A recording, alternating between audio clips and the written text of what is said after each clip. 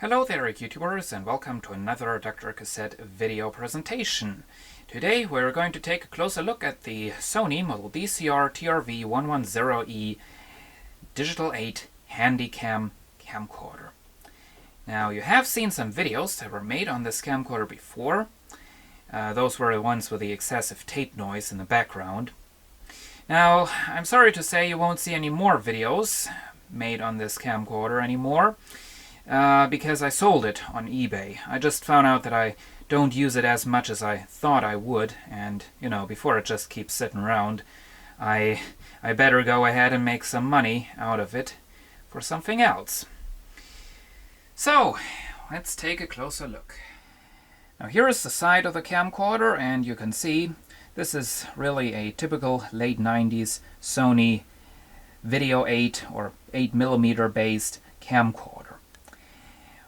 We have the power switch right here, which selects either camera mode or player mode. Now, on this camcorder, and I think on all of the Digital8 camcorders, the power switch is not linked to an automatic lens cover like on the Hi8 and Video 8 models. As you can see, you do get a old school lens cover, which is probably because of this nice focus ring around the lens that you get. The electronics for that are probably blocking the space that they would usually use to put in that automatic lens cover. Here is the night shot switch, and you do get an additional button that selects the two slow shutter modes, where the picture gets rather skippy. Now, down here we have the focus switch for either auto or manual, and if you pull it down, you go straight into the infinity position. And then you get something that you don't get on the Video 8 and Hi8 models. You do get a push auto switch down there. Now, we have the big black and white viewfinder right there, and this is the back of the camcorder. And now, this came with an original Sony battery. I now have this cheap replacement battery on there, and that is the battery that I sold along with this camcorder. We do have the battery release button up there and a photo switch for taking still pictures onto the tape.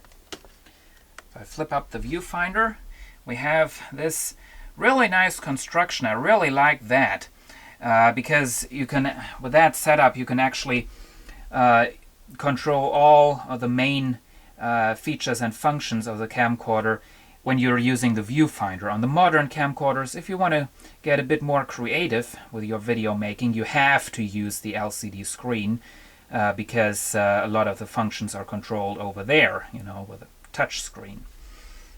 But as you can see, we get a button for the different fader effects. We get a backlight compensation.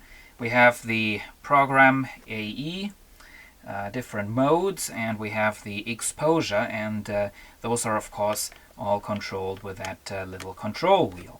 We also have on the side of the LCD screen, we have the button that opens up the screen, and we have the LCD brightness control and a volume control for the headphones and the internal speaker. Now, I'm going to turn this on, and you can see on the Digital8 models this display lights up blue and has a super steady shot, but it's the digital super steady shot.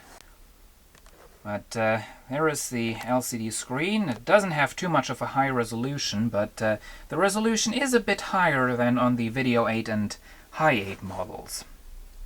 We have a very big speaker right here, which produces a pretty good sound. This is where the backup battery goes, and then we have the controls right in there. We have the start-stop mode. So we have data code. We have the display button, which turns off a lot of the indicators in the display. I can just quickly do that right there. We have end search, we have the menu, which is of course also controlled using the little wheel on the side, and that wheel also controls the digital effect and the picture effect features this camcorder has. Moving on, right there we have the record button, and we have a standby lock switch on the side that turns the camcorder off.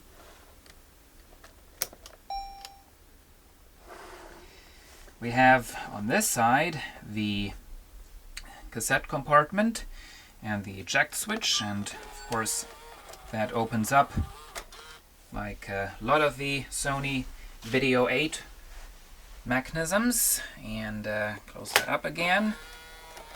There it goes. We have zoom control right there, and we have the edit search and record review, and the laser link, which you may be able to see that just turns on the an infrared transmitter on the front of the camcorder. There is the accessory shoe, which has a bunch of contacts inside to power accessories. Right there is the headphone jack and plug-in power microphone jack.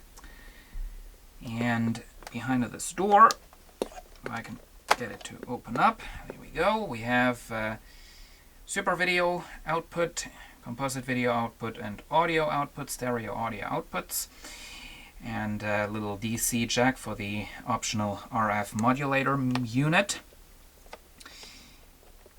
And if we put this into playback mode, all the playback controls light up there. On the NTSC version they would have the two record buttons in that place, but since this is a PAL version, it doesn't have any record inputs. The reason for that is that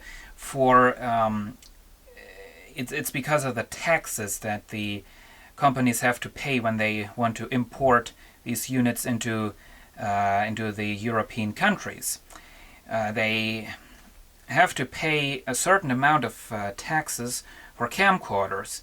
Now, for camcorders that have record inputs, analog or digital, they have to pay a lot more taxes, because the camcorder then is no longer a camcorder.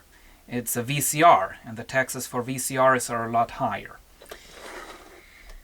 Anyway, that is the front, and we have the big video lens right there, stereo microphones right there, and this is the DV output jack, which with a little rubber thing to close it off, and seems like I can't get it into there at the moment. Anyway, I think that's it pretty much, so I hope you enjoyed this video, and see you again soon.